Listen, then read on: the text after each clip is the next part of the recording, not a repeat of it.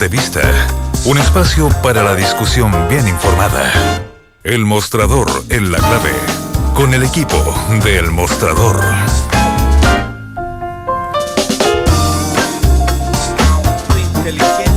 Ahí ustedes escuchan a Santiago Escobar, que nos aguanta que empiece la sección del Mostrador para comentar. Pero esa es la idea, comentar. Les recordamos a nuestros auditores que...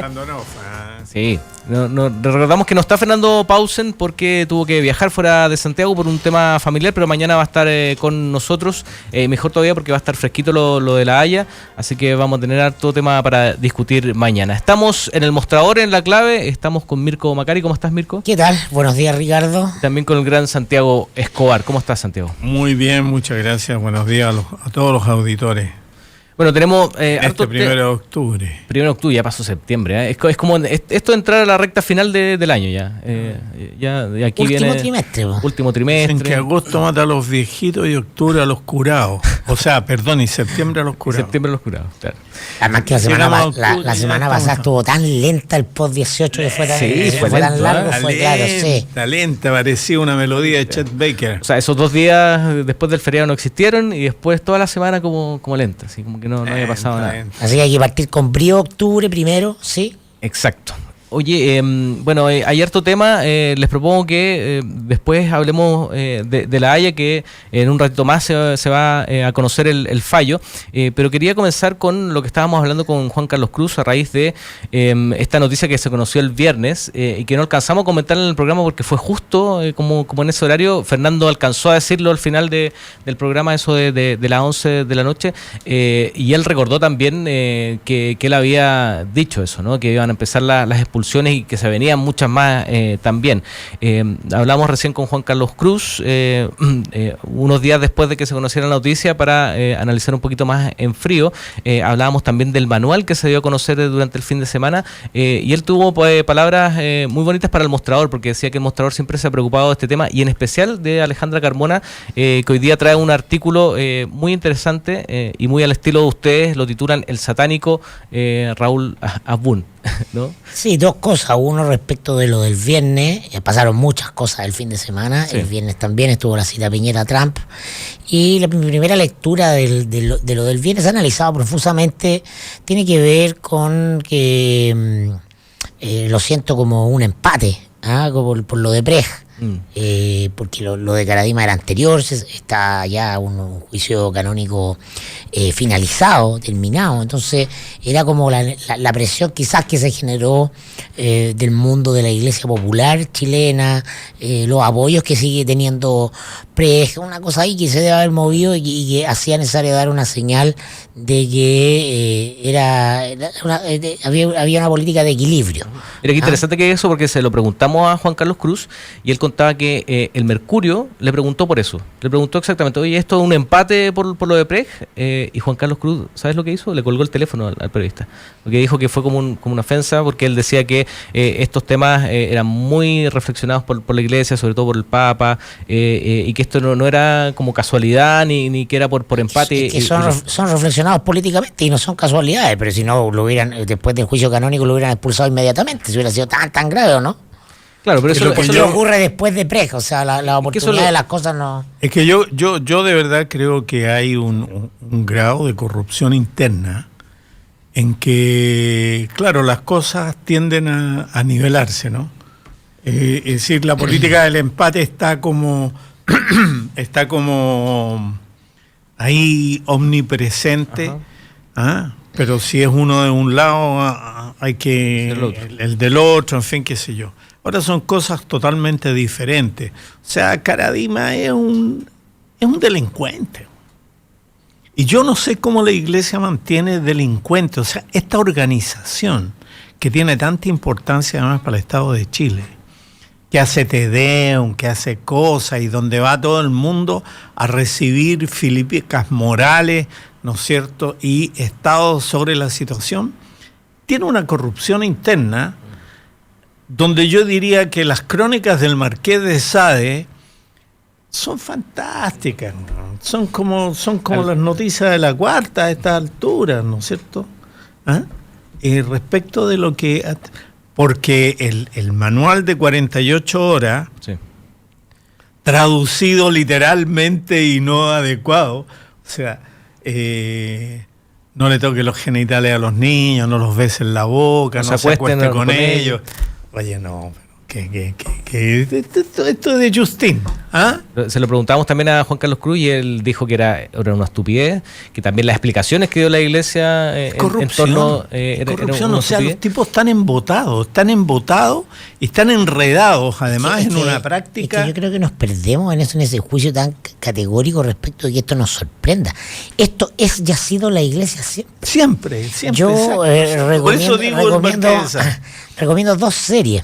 Mira, una que la terminé ayer en la primera temporada, se llama The Last Kingdom, Sí. el último rey, ¿no? Ambientada en cerca del año 800 de la era cristiana en Inglaterra, con todos los reinos dispersos, la invasión de los daneses, y está toda la tensión subyacente entre el héroe, que es un tipo inglés pero criado por los daneses, pagano, con toda su fuerza, con toda esta cosa, y la estructura vertical de construcción de la monarquía, o de lo que iba a ser la monarquía británica, además en esa época, de la mano del catolicismo y la cosa de la fe, la discusión. Y tú ves lo nefasto que es la idea de lo teológico, en discernir acerca de la naturaleza humana. Y lo mismo ocurre, y esto a propósito de la nota que comentaban de la Alejandra Carmona, que ella siempre ha cubierto Iglesia en el mostrador estos temas, y siempre lo ha hecho muy bien, además, ¿no? Muy comprometida, además muy con una investigación como lo hace alguien que además tiene también una pata en la Iglesia, o sea, que se siente de alguna manera también cristiana, ya. Y entonces la otra serie es La Catedral del Mar, ¿no? La estoy viendo. Y en sus capítulos finales, 2 o 3 capítulos. en los capítulos finales aparece este personaje del Gran Inquisidor, ¿no? Y yo lo veía, ¿no? Y pero idéntico, calcado, véanlo por favor, ¿no? En su discursividad, en la retórica, en lo torcido de la búsqueda del argumento, al cura Boone, ¿no? Es decir, qué bueno que tengo casi 50 años y me tocó prender la tele del Canal 13 el día del noticiero muchas veces y escucharlo en detalle. Por favor, busquen en YouTube cómo hablaba el cura Boone. Y por eso que le pusimos el título, el satánico, o sea, ¿qué es lo satánico? ¿Qué es lo propio de Satanás? Como personaje literario, como figura, si tú quieres, la capacidad, la inteligencia además, para torcer la verdad con maestría, para colgarse de lo que aparentemente está en el límite de lo cierto y darlo vuelta, pues. Claro. ¿Eso es o no? Sí, pero es que el cura Boone ha sido siempre eso.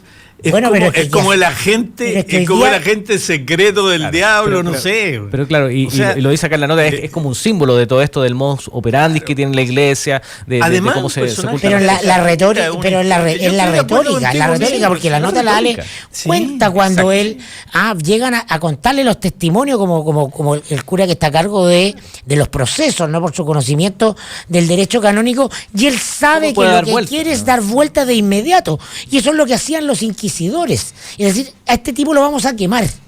¿Cómo vamos a organizar una discursividad tan aplastante? Para justificar. Una retórica Desde tan los aplastante para que 70. tú termines agradeciendo que te quemen. Pero el cura Entonces Boone- le pregunta a uno de los sacerdotes, creo que un acólito, el primer caso, Sí. muy cercano, que iba a estar en el sacerdocio, cercano a un cura que abusó de él, y entonces le pregunta: ¿y usted gozó cuando le introdujeron los dedos en el ano? Exacto. ¿Sintió placer? Sí, como lo hablábamos con Juan Para Carlos hacer Cruz, dudar, para poner en el plano del acusado al que está acusando. Claro, hacerse sentir culpable, digamos. Y esos Pero son que métodos de la Inquisición, pero no figurativamente.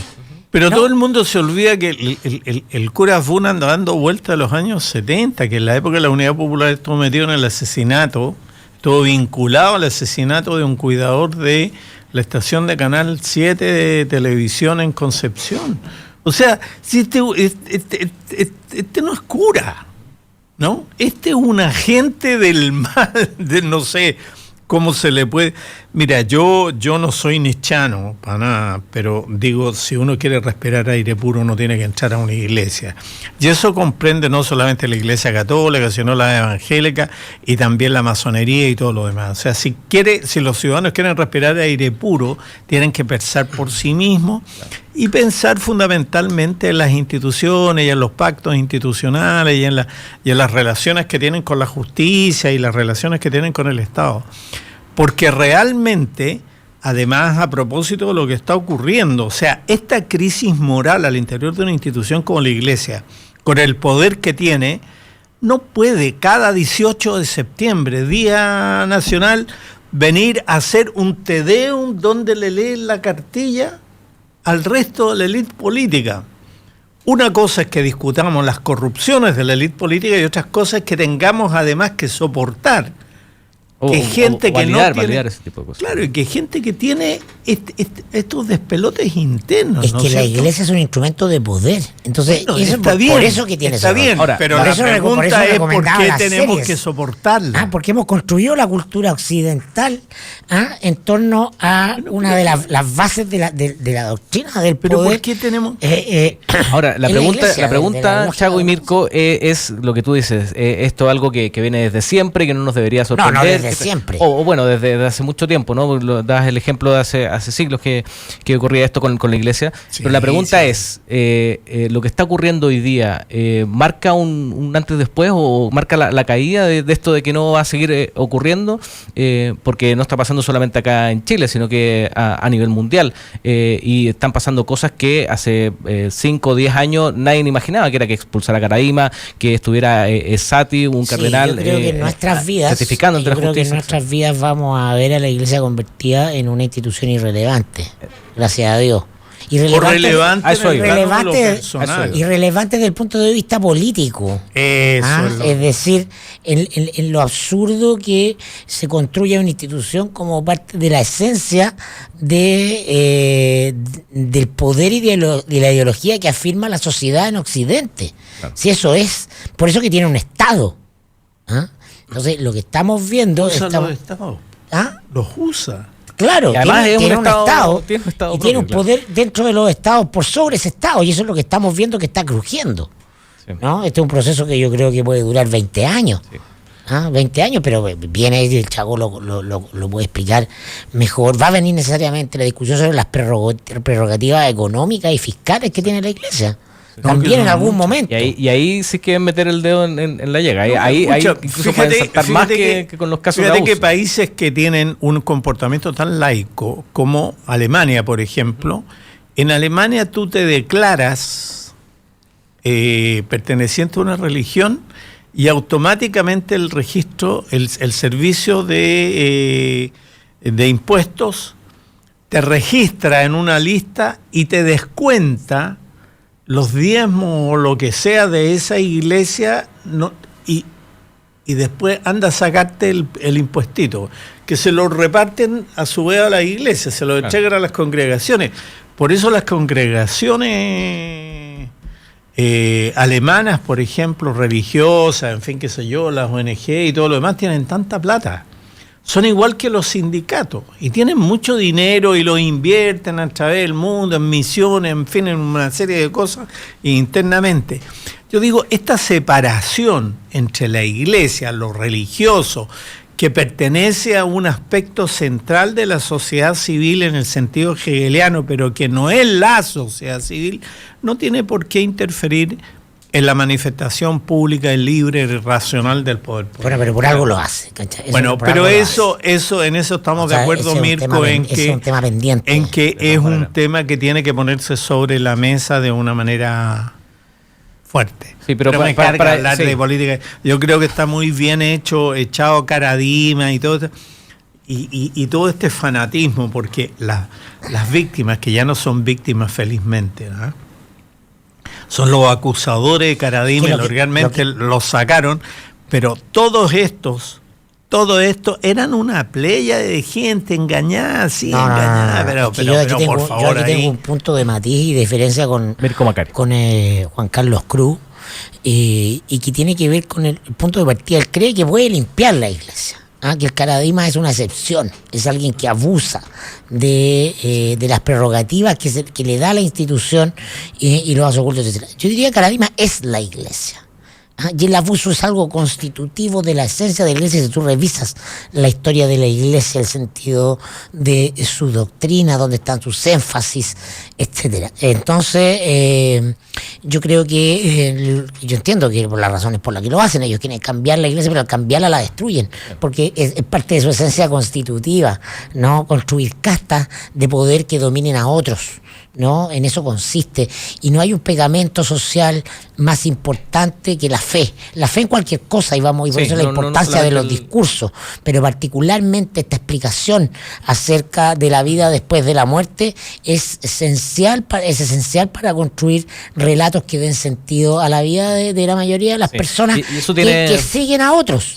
Los que se hacen cuestionamientos, los que llevan las preguntas al límite, los que están dispuestos a dudar, siempre son los menos. Claro. Entonces, las masas requieren explicaciones, las masas requieren estos amasijos de ideas sencillas y fáciles que le dan sentido a su vida. Sí. Y eso tiene lógica con lo hablábamos también con Juan Carlos de que yo soy muy racional en esa cosa y creo que de alguna manera uno de los problemas centrales del no solamente del mundo occidental, el mundo musulmán está viviendo un momento clave, ¿no? Esa mezcla de religión y política no puede permitir el ejercicio de la libertad de la gente para elegir racionalmente. La secularización efectiva como fenómeno no debe tener más de 50 años. Empieza a ocurrir en algunos países de Europa después de la Segunda Guerra Mundial. Recién, o sea, es un pestañeo en la historia de la humanidad. Religión y poder van de la mano desde la noche de los tiempos. Esperemos que pestañemos rápido. Yo creo que no, pero es que hay que ponerlo en esa dimensión, quiero que es rápido. Sí, ahora el punto que hacías tú de que es la Iglesia, Caradima es o representa lo que es la Iglesia, tiene lógica con, por ejemplo, que al Papa le esté costando tanto renovar la Iglesia. Está en un problema y lo dijo. Hace poco fue una representante de Iglesia de Voces Católicas y le dijo que ojalá se apurara el reemplazo de Sati, y el Papa le dijo reza porque lo encuentre, dando a entender de que está muy difícil hacer esta renovación. Lo hablábamos con Juan Los Cruz también, porque muchos de los que podrían hacer ese reemplazo fueron instruidos por Caradima y que no es abusador, es encubridor. Y no estoy diciendo que sean delincuentes porque es con natural a la esencia de la Iglesia. Pueden haber excepciones, las hay sin lugar a dudas. Sí. Pero era un modus. Les propongo que pasemos a otro tema. Tú lo decías al principio, Mirko, lo que dejó esta visita de Sebastián Piñera a Estados Unidos, la reunión con Trump, su discurso en la ONU, que fue muy cuestionado de que estuviera dándolo solo Piñera. Después salieron algunas fotografías, qué sé yo, pero estaba viendo otros discursos, por ejemplo el de Maduro, también, pues, pensando que causaba mucha expectación lo que iba a decir Maduro, pero también había poca gente.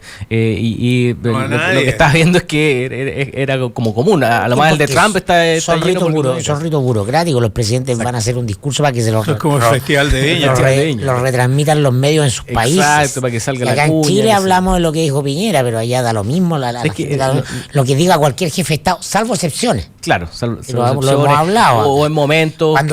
Cuando fue, no sé, Yasser Arafat, cuando hacían la comparación, Mandela. Hacían la comparación con Allende, por ejemplo, cuando Allende hizo su discurso y estaba lleno y lo aplaudieron de pie, etcétera, ¿no? No, yo creo que obviamente la cita va a estar marcada por esta payasada de Piñera de la banderita. Lo que, a mi juicio, yo no soy ningún chauvinista y no me lo considero ni humillado ni nada, no. Pero tiene algo bien notable, alguien lo resaltaba en Twitter, no logra aunar las críticas de José Antonio Gas y de Jorge Baradit. Entonces ya te habla, claro, ya te habla de una cosa.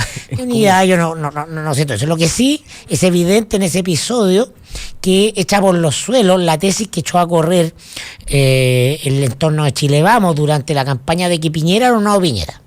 y que estaba mucho más mesurado, más reposado, que ahora sí estábamos en presencia de un estadista, alguien con peso y que aquilata el sentido de la institución presidencial.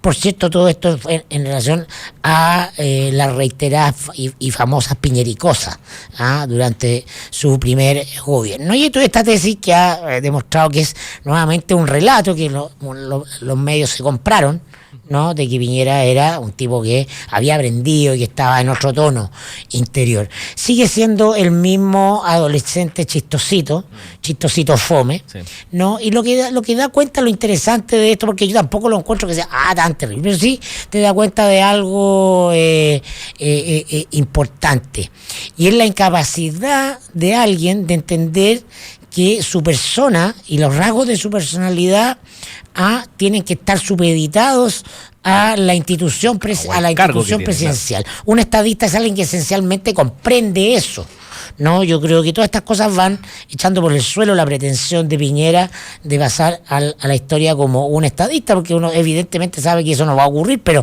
siempre está esa ambición, porque está esa tensión de ser ese Elwin, es como sea posible. Pero claro, ¿no?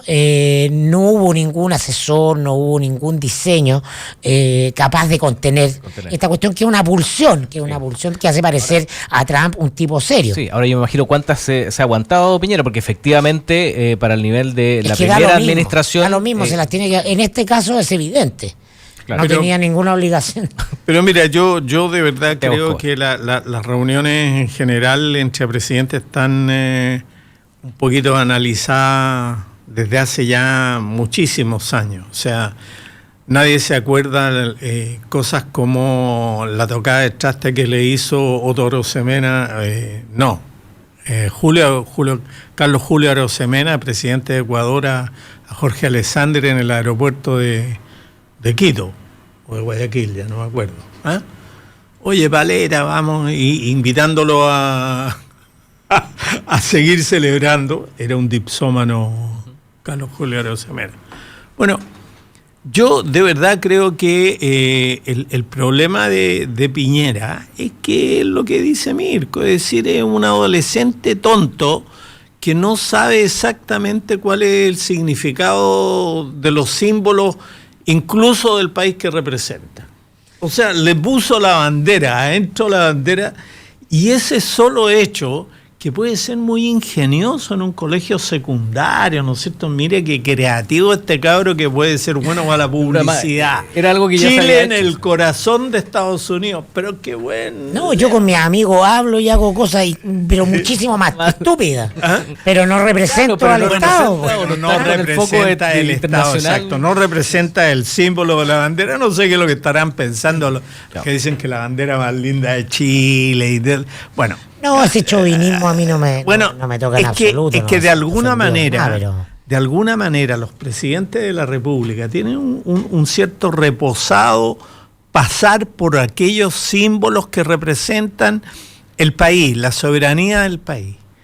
Y el significado chiquitito de esto es de el Kentucky Fried Chicken. O sea, el pollo en el corazón de la... no sé, cualquier cosa. Cualquier cosa. Y eso es Piñera. Claro. Y es de pasada. Es de pasada. Piñera es de pasada. Es bueno lo que decías tú, Mirko, al principio, de que quizá por el tema de los discursos o por la misma reunión con Trump, de que en Estados Unidos o a nivel internacional ese no es tema. Nosotros teníamos un periodista que nos ayuda para otro programa, un programa de la tarde, y le dijimos, oye, vamos a hablar sobre el discurso de Piñera. Dice, pero si ese no es tema acá, no salió en ninguna parte, ni en un apartado del diario, ni nada. Aquí lo importante es lo que está pasando con Trump y el tema de la Corte Suprema. Exacto. Son otros temas los que también, incluso la reunión, o sea, pasó como una anécdota totalmente. Puchuncaí de Quintero. Claro, incluso que son temas ambientales o que están en la palestra, sí, pasan, pero totalmente colados. No tiene tema. No tiene tema. Pero ¿qué les queda de esa reunión? ¿No queda nada? ¿Queda que mejor relación o solamente a mí me queda lo que dije? Chao con si alguien alguna vez creyó que Piñera era otro, que simplemente fue relativamente eficaz durante estos primeros 6 meses el intento de contención y eso simplemente se desbordó. Bueno, los que venden el retail y los que venden, pueden vender mucho en Estados Unidos. Chile en el corazón de Estados Unidos, los productos chilenos en el corazón de Estados Unidos, mire la bandera, entonces pueden, o sea, es un creativo de marketing. ¿Ah? Ahora, algunos hicieron la lectura de que te puedes echar encima a China con esta guerra comercial que están haciendo, es decir, como nosotros estamos dados de los chinos son una cultura milenaria. O los chinos tampoco no estaban viendo eso, los chinos están mirando el cobre y están mirando Tianqi, están mirando los otros problemas. Yo creo los chinos que son gallos en serio. Son culturas milenarias en pasado. Mira, lo que yo creo que está medio complicado y la prensa no le ha dado, excepto nosotros, no le ha dado a nadie bola, es el lío que tiene con la SEC. Sí. Ayer salió una noticia sobre Elon Musk, no sé si la vieron, ¿no? Que lo obliga, la SEC norteamericana, lo obliga a dejar la presidencia de Tesla Motors. De Tesla, sí. ¿Ya? Y además a pagar una multa de $20 millones él y $20 millones la empresa y a sobreregulaciones, o sea, sobre control sobre el gobierno corporativo de Tesla, que a los empresarios chilenos les parecería el comunismo, ¿no es cierto? O sea, una sobreregulación, primero la aplicación de obligarlos a llegar a un acuerdo, cambiar gobierno corporativo, etcétera, y someterse cada uno de los directores de la empresa, además a controles especiales sobre sus comunicaciones, etcétera, a raíz de las declaraciones que hizo Elon Musk sobre la salida de la empresa de la bolsa, que provocó daño a los inversionistas norteamericanos. Mira. Lo que está pasando con Piñera no sabemos si la SEC está... algo que está ahí, que puede explotar... puede explotar en cualquier momento. Sí. Y eso sí que es grave, en cualquier momento, eso sí que es grave, porque los delitos de esa naturaleza son de carácter federal. Sí. Y además tienen un procedimiento que es un procedimiento que puede tener un jurado reservado, que a base de la información que hay le diga a la SEC sí, queréllese, le permita, y de repente puede aparecer la SEC haciendo la querella pública. Entonces no sabemos, y todo el mundo se hace, oye, ¿y el presidente de la República? Sí, no te estamos hablando. Acuérdense que los griegos fueron a buscar a Noriega a Panamá con una invasión. No va a pasar lo mismo, estamos viviendo en otra cosa. Entonces, la reunión con Trump, nada. ¿Hablan hablado de eso? Trump tiene los mismos problemas que tiene Piñera. O sea, a lo mejor lo hablaron, pero lo que yo creo que en las relaciones con Estados Unidos, tener un lío que tu presidente de la República esté siendo investigado por fraude financiero en Estados Unidos, eso es una amenaza a la soberanía, porque la institución sí presidencial depende de un organismo extranjero. Sí, sobre todo acá en Chile, que el presidente tiene mucho miedo, o sea, la figura presidencial es decisiva. Entonces, yo creo que ahí hay un tema que hay que darle seguimiento, porque en los próximos meses puede pasar algo. Vamos a hacer una pequeña pausa. Estamos haciendo el mostrador en la clave con Mirko Macari y con Santiago Escobar. Recordamos que no está Fernando Pausen, está atendiendo unos temas familiares fuera de Santiago, pero mañana estará de vuelta. Hacemos una pequeña pausa y volvemos. Justo al mediodía, de lunes a viernes, Cónclave Deportivo. Entregamos fútbol primero que todos. Pero fíjate los grandes equipos de Chile en la historia, ¿ya? Y ahí es donde yo creo que nos hemos farreado un montón el tema de la identidad. Los centrales del Mundial del 62. El equipo que mejor jugó en la historia del fútbol chileno.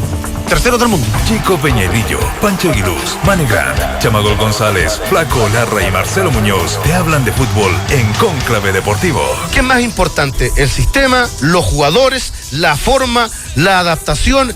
Cuando nosotros cuestionamos o analizamos con respecto a este recambio, como quieran llamarlo, es buscar que se complementen al sistema o realmente a cómo jugaba esta selección, que tiene que ver con un tema de actitud, que tiene que ver con un cambio de mentalidad que hubo. Cónclave Deportivo, de lunes a viernes, justo al mediodía, 92.9. Somos fútbol, somos la clave. Hora clave. 9 de la mañana, con 2 minutos. 92.9. Somos como tú. Somos la clave. Para hacer un buen negocio, necesita ser un gran anfitrión. Para organizar un seminario productivo, debe elegir el lugar correcto. Visite Hotel Los Nogales y compruebe que superaremos sus expectativas.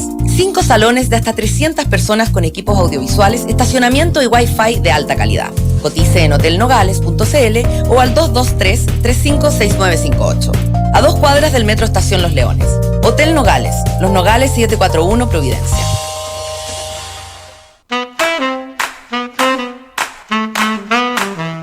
Los que sabemos de café, conocemos el secreto. Hace más de 75 años que en Cabrales buscamos en las plantaciones los mejores granos para darte el mejor café como a vos te gusta. Tostado por manos expertas, de exquisito aroma y sabor y en todas las variedades. Cabrales es ideal para disfrutar en todo momento y lugar.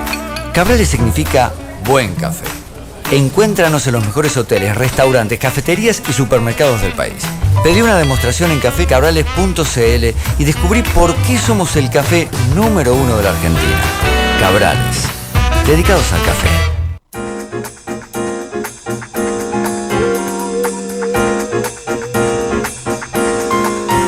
9 de la mañana con 2 minutos, estamos haciendo el mostrador en la clave en este día lunes 1 de octubre. Estamos con Santiago Escobar y con Mirko Macari desglosando aquí varios temas, desmenuzando la actualidad al estilo de El Mostrador.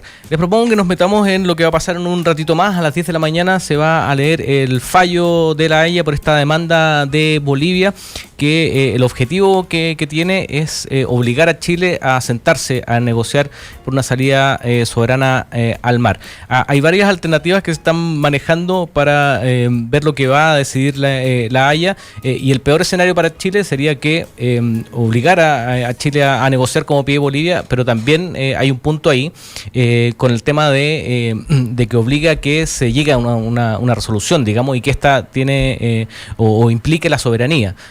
Que ya cuando dio el primer fallo la Haya, donde no requirió lo que pedía Chile, de que era que se declarara incompetente, era que no se iba a meter en el resultado de esa negociación, digamos. O sea, que no iba a ser vinculante, simplemente de que por todos los antecedentes que había y por lo que ha planteado Bolivia, que se sienten a negociar, ¿no? ¿Puedo decir algo? Santiago Escobar. Yo voy a seguir la línea de mi gurú. Mi gurú es Mirko Macari en esta cuestión. En esta cuestión Mirko Macari dijo el otro día, no me recuerdo ya se hace... Ojo con lo que va a decir. Ojo con lo que va a decir. Bueno. No, pero dijo hay un debilitamiento de todo el sistema multilateral. A propósito de la guerra chino-norteamericana, Mirko insistió en ese punto. Yo no sé si se dio cuenta la profundidad de lo que estaba diciendo, pero es verdad. O sea, hay un debilitamiento de los sistemas multilaterales internacionales. Está relajada la cosa, sí. Está relajada la cosa. Entonces, la Haya, el Tribunal Internacional de la Haya fue una parte de eso. Y parte importante de su importancia tiene que ver fundamentalmente con el apoyo, con la pared de apoyo que tiene con un multilateralismo político fuerte, que funciona. Si eso no está funcionando, lo que diga la Haya empieza a valer un poquito menos. Y lo que yo quiero decir con esto es lo siguiente, mire, Evo Morales es un indígena aymara del altiplano llegado a la política. Un día dice una cosa y pasado mañana dice otra. Tiene parientes chilenos. Es Morales Choque por el padre y es Ayma, no me acuerdo qué más, por el lado de la madre.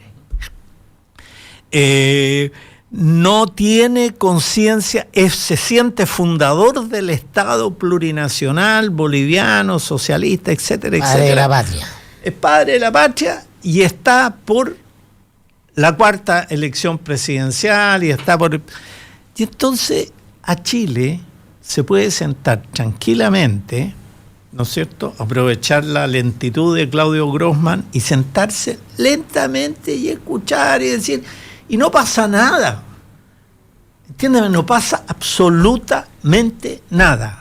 No pasa nada, las negociaciones se han venido, hoy día hay una nota que dice que las negociaciones estuvimos a punto 4 veces, darle que, miren, no hemos estado a punto de nada, exactamente porque nunca se ha formalizado la posición de Perú, porque tenemos el candado de Perú y porque finalmente vamos a tener Evo Morales hasta que se muera molestando por esta cuestión.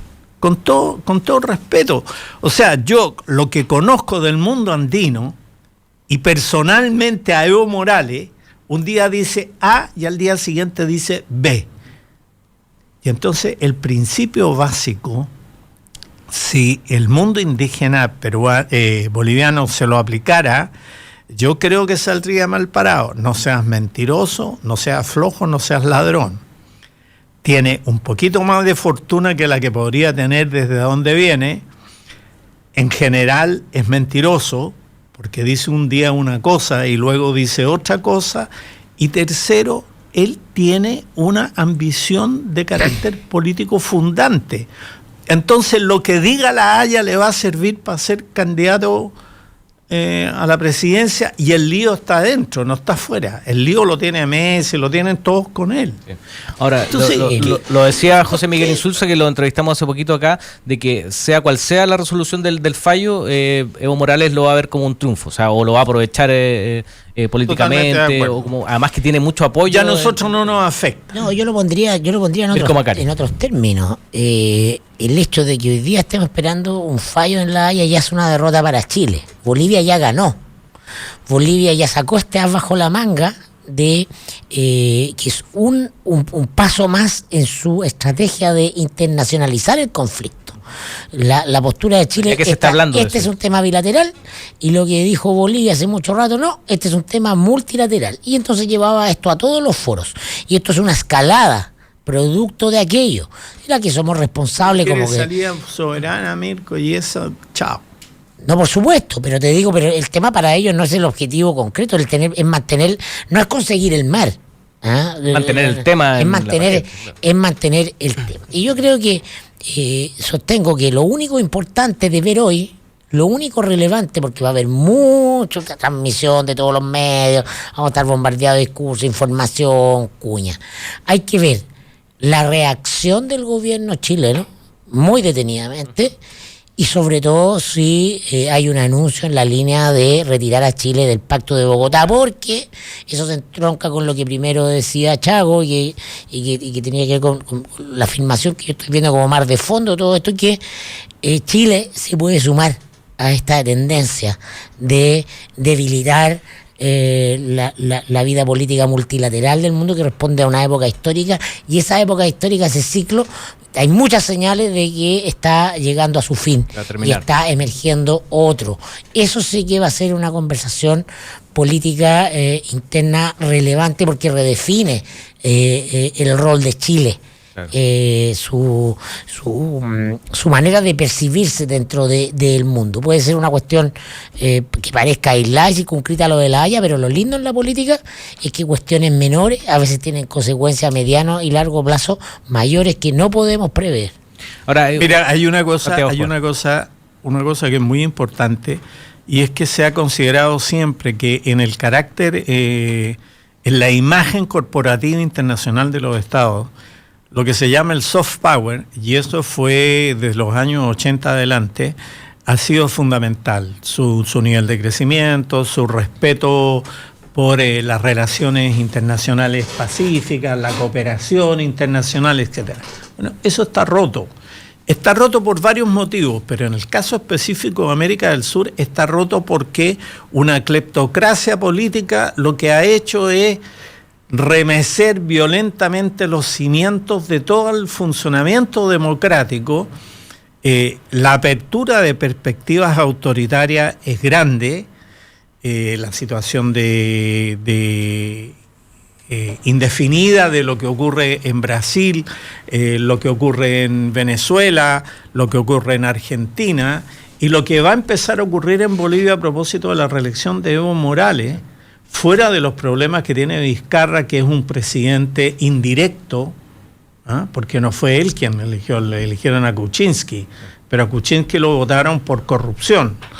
Y entonces lo que tenemos es que los países van a tener que volver a un ejercicio, yo diría, un poco más sólido y duro de política exterior. Y ahí yo diría que el problema es nuestro, no es de los otros.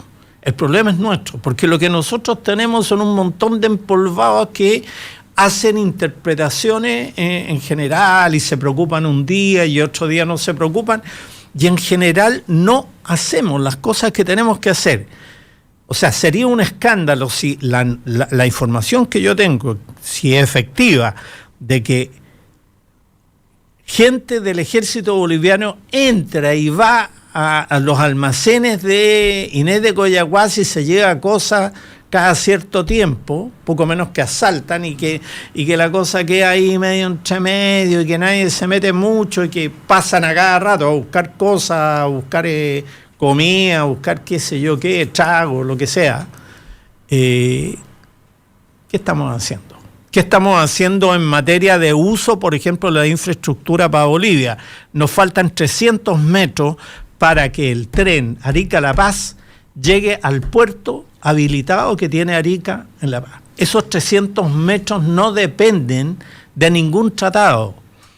Eso nos permitiría sellar vagones en la frontera, en Bisbiri, por ejemplo, y evitar este tráfico de camiones que entran, que salen, que en fin, qué sé yo, que nos traen cualquier cosa.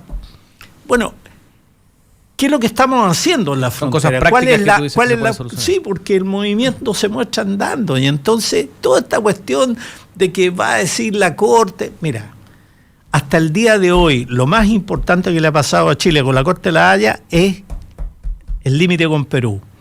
Y hasta el momento no hacemos absolutamente nada con el triángulo. Absolutamente nada con el triángulo, luego del dibujito que se mandó la Corte Internacional de la Haya. La bisectriz. Y el triángulo terrestre que queda ahí, no hemos hecho absolutamente nada. Cuando lo que hay que hacer es meterle una torre y meterle un montón de milicos para que trabajen en algo, ¿no es cierto? Esta cuestión es chileno y punto. O sea, así lo resolvió y resolvemos el problema. Alguien tiene que hacer algo. Entonces no se puede vivir en esta cuestión que nos vamos a juntar. Tenemos reuniones dobles con... Mira, lo que pasa es que aquí hay un problema histórico y que algo de que sirve el fallo de hoy es para revivir o tratar de darle una perspectiva más larga. La política exterior chilena tradicionalmente la han hecho sus Fuerzas Armadas, ¿no? Ese ha sido el gran factor de poder en el cual descansa la integridad territorial de Chile y otros aspectos. En desmedro de eso tenemos una Cancillería del siglo XIX que siempre ha sido una suerte de resort de vacaciones de los políticos de turno que pierden elecciones, ¿no? Y de caja pagadora de favores políticos de los gobiernos de todos signos. Como varios ministerios. Con todo. Pero en este es particularmente grave porque denota que si la Cancillería se ha transformado en eso, no carecemos de una visión de Estado en materia de política exterior. Esto voy a partir con el héroe de los estadistas en Chile, ¿no? Que es Patricio Elwin, que nombró de canciller a quien le había competido en la elección, y su amigo de la escuela de la Facultad de Derecho de la Chile, como profesores de Derecho Administrativo, Enrique Silva Sima, un radical que sabía tanto de política exterior, claro, como que hablaba de los reyes católicos, de idioma asiático. Entonces, la verdad es que aquí hay un tema grave, ¿no?, de la élite chilena, porque además en esto se construyen y se protegen como élite para que no haya una política exterior con un servicio diplomático profesional y serio. El diseño que hizo Perú para llevarnos a La Haya partió en los años 80, a finales de los 80. ¿no? Y es un trabajo serio, planificado, porque tienen una Cancillería Torre-Tagle que es efectivamente un servicio de Estado, al margen del gobierno de turno, capaz de trabajar con gobiernos de cualquier signo, como hemos visto. Perú es un país altamente inestable desde el punto de vista político, mucho más que Chile, ¿no? Y sin embargo logran mantener una Cancillería estable. Porque Perú nos lleva a La Haya y nos derrota. Chile sufre una derrota a manos de Perú, ¿no? Es que Bolivia dice, y entonces ahora nosotros. Y entonces estamos siendo doblemente derrotados en el tiempo. Lo que debería ocurrir, y no va a ocurrir porque tampoco hay estadistas en Chile ni gente con visión de largo plazo, es armar una Cancillería acorde a los desafíos del siglo XXI, que son mucho más amplios que simplemente los problemas de la frontera norte, como lo explica Santiago. Tienen que ver con la crisis migratoria, ¿no? Estamos claro, tiene que ver con la conformación de un nuevo escenario geopolítico global, ¿no? Que pone fin al ciclo del consenso de Washington, etcétera. Tiene que ver con el énfasis en los asuntos comerciales. Buena parte de lo que fue la Cancillería en los gobiernos de la Concertación y Piñera 1 fue un apéndice de la política de acuerdos de libre comercio, de inserción en la globalización, pero esa globalización hoy día está cuestionada. Entonces, ¿qué Cancillería vamos a tener? ¿Cómo nos adelantamos a lo que viene? Sabemos lo que viene con gobiernos de signo xenófobo, con gobiernos de signo extremista en importantes países con los que mantenemos relaciones, como por ejemplo Estados Unidos, como Italia. Esa cuestión, eso no se está pensando en ninguna parte. Y los presidentes siguen poniendo a quien se le ocurre de canciller, pues menos a un experto. Pero mira, mandaron... El único, por Ampuero. Perdona que me equivoque, por Ampuero, lo digo por todos. No, por todos. Creo que el único que fue, Lagos nombró por un tiempo a Ignacio Walker, que es alguien que efectivamente sabe de política exterior. El nombramiento sobre Alvear, ¿por qué fue? Tenía que compensarla porque había apoyado a Chile en la primaria, Insulza, por estaba comprometido. Oye, nombraron... José Miguel Insulza, fue a buscar a Pinochet, por favor, ¿de qué estamos hablando? Con Bolivia... Fue a hacerle el favor a Lagos para que fuera candidato, porque al fin el gobierno Frey. Discúlpame, Mirko, Lagos con Bolivia nombró como cónsul general a Pérez Lloma. Y todos interpretaron esto que era un gran nivel político. Pérez Lloma iba a hacer el negocio del gasoducto, que le falló. Bachelet 1 nombró a Foxley. Si es que, política. Es que no hay, mira, teniendo Chile una frontera compleja desde el punto de vista geofísico, además con antecedentes, porque nos agarramos a tiro 2 veces en el siglo XIX con los peruanos y los bolivianos, porque tenemos un reivindicacionismo constitucional declarado en Bolivia sobre Antofagasta. O sea, pensamos Perú por sobre algún, Arica. Y Perú sobre Arica. Pensamos por algún momento que después de La Haya no vamos a seguir teniendo problemas, vamos a tener los mismos problemas. Y entonces los instrumentos de política internacional se usan conjuntamente, son articulados, se usa el multilateralismo, el bilateralismo, la presencia permanente de las Fuerzas Armadas, el desarrollo económico en la zona, una política de infraestructura que te permita realmente articular terceros intereses sobre la zona, los corredores bioceánicos, etcétera. Si Brasil ha sido el amigo de Chile en las partes geográficas, ¿cuánto hemos usado? Recién discutimos aguas negras respecto del bioceánico sur y lo discutimos básicamente por la minería argentina. Entonces lo que te digo, la Cancillería de Chile atiende en escritorio unos tipos que lo único que quieren es irse de misión a alguna parte, ojalá a Portugal, donde puedan vivir tranquilos y nadie los moleste, y acumular plata o comprarse un departamento y hacer la carrera inmobiliaria, porque la carrera diplomática en Chile es una carrera inmobiliaria, es para comprar bienes que después te permiten una jubilación Más o menos. Sí. Para eso entra. Lo que hemos visto es que todo este proceso a la Cancillería la ha tomado como muy por encima y preocupándose de este tema y no de una estrategia a largo plazo, como decían ustedes, sino que viendo lo que va a pasar con Porque el fallo, la Cancillería viendo la expresa estrategia. la ausencia en el país de miradas de largo plazo en todos los ámbitos. Mira, Ahora, están las señales. Tú sabes que en política son súper importantes las señales o las estrategias que es, por ejemplo, de que Ampuero no haya ido a la Haya. ¿Qué opinan con eso ustedes? Y Bolivia obviamente que lo aprovecha y dice que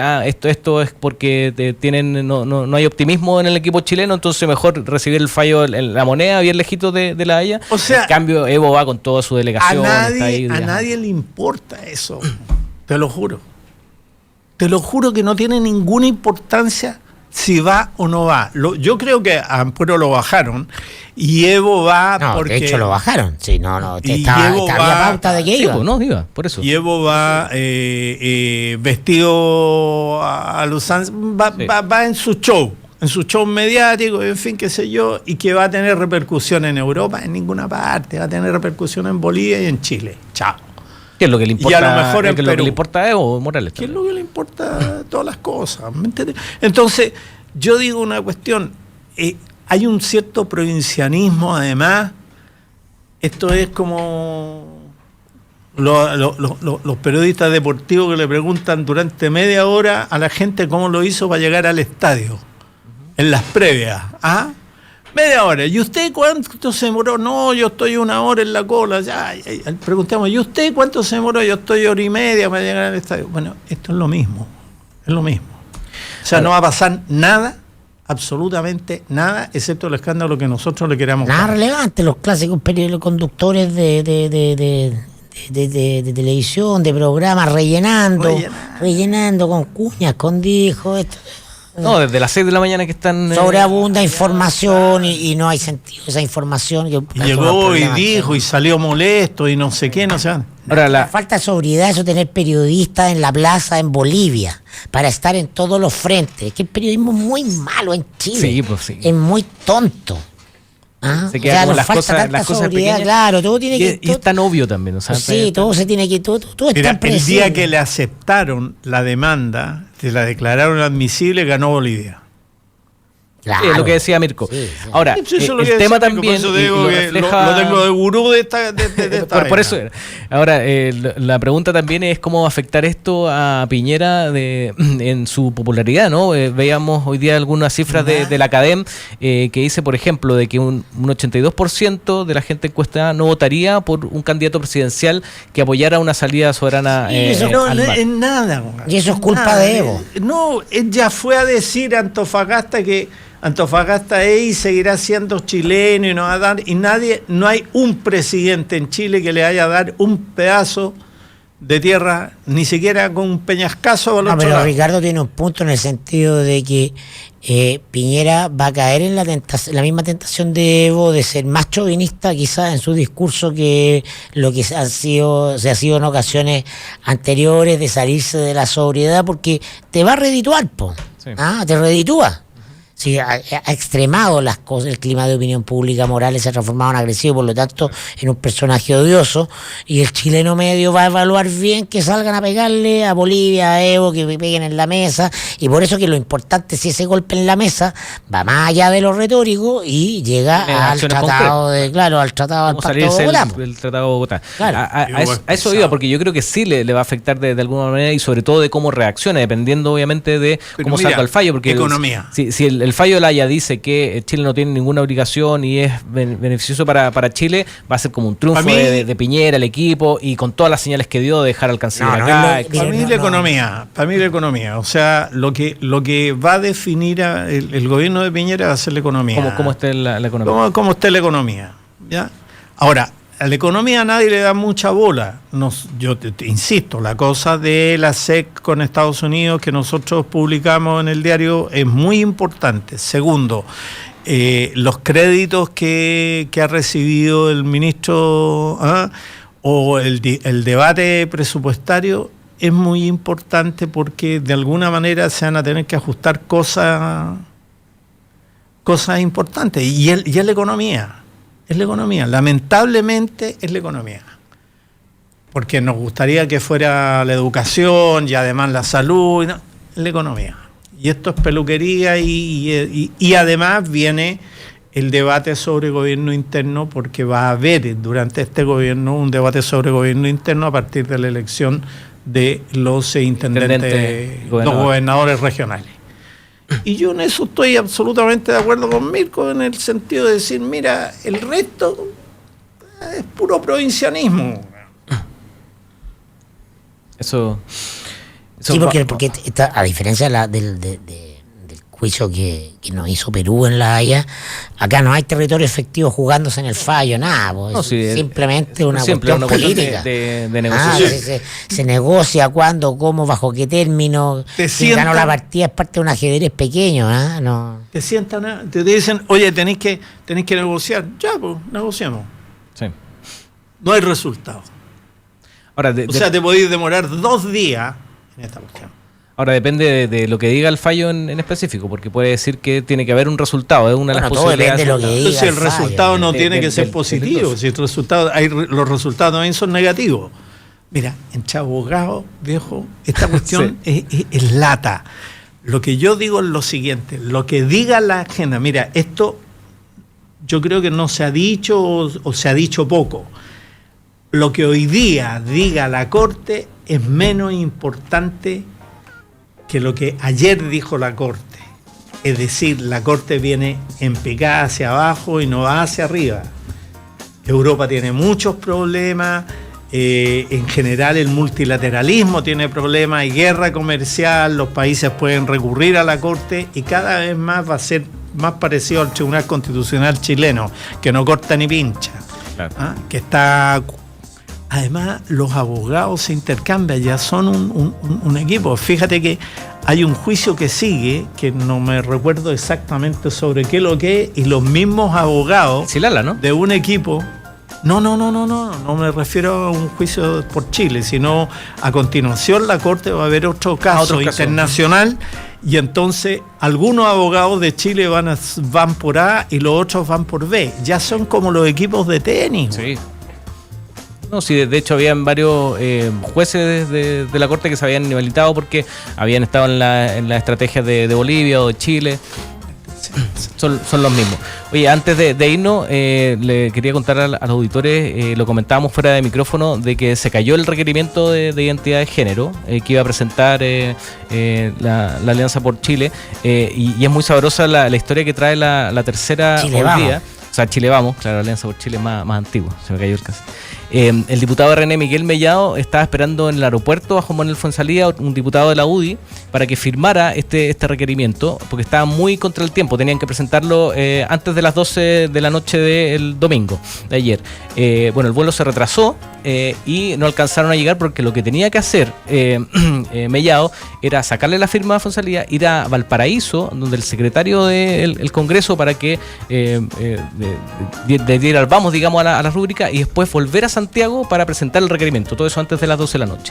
Incluso dice la tercera de que habían pensado en arrendar un helicóptero para poder hacer todo ese periplo, pero al final se retrasó el vuelo de Fuenzalía, así que no alcanzaron. Se cayó por razones logísticas y no políticas. Exacto. Y las instituciones funcionan.